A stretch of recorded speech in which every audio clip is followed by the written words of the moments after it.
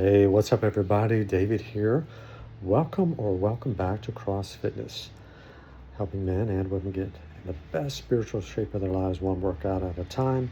This video, I'm going to talk about something I'm calling most days are just days.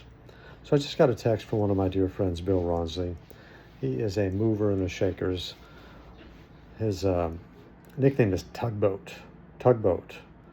You know, these tugboats are these, like, I don't know, 12,500 horsepower little boats that can move ships. They're so powerful. Help things get into alignment. Well, he's aligning me and a bunch of other people with some cool texts he sends out. Got one today where he talks about just the mundane, just doing the mundane, just staying the course and doing the mundane. And it just really resonated with me. And it made me think of the phrase I've shared with men. It says some days are high, some days are low, but most days are just days. We got these, if you were to graph that out, got our high days, the wedding days, the graduation days, the promotion days, our football team, won today days. Then you got your low days. These are the flat tire and the rain days. You're home on the pot with diarrhea, and this, that, or the other kind of sort of sucks. So there's the highs and the lows. But most days are in between that, aren't they? They're just days.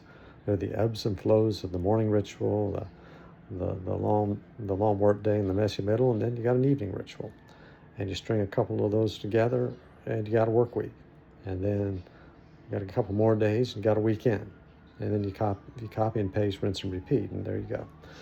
So, but most days are just days. But you know what? There's genius in the ebbs and flows, in the rhythms of rituals. That's where it's at.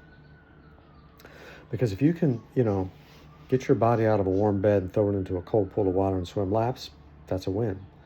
If you can get up, and get into the Word, get, into some devotions, read the 1 Year Bible, listen to the daily audio Bible, just put together your morning routines. So you have a time with God, you have a time with your body, getting it right, get your body right.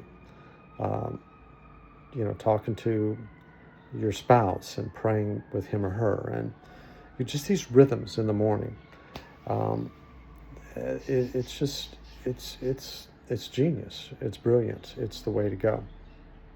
It will fortify you to power your way through the inevitable things that happen during a day. Things happen you don't plan on happen. They're not on the agenda. They're not on the script. It is what it is. There's we live, once again, I say this all the time, we live in a fallen world, in a mortal body among flawed and perfect people, of which, you and I are two of them.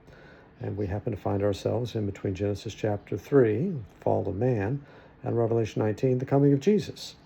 And so with a real devil and principalities and powers and spiritual wickedness, high places, all, furiously at work, relentlessly to try to mess you and I up. I don't pretend to know how all that works, but you know what?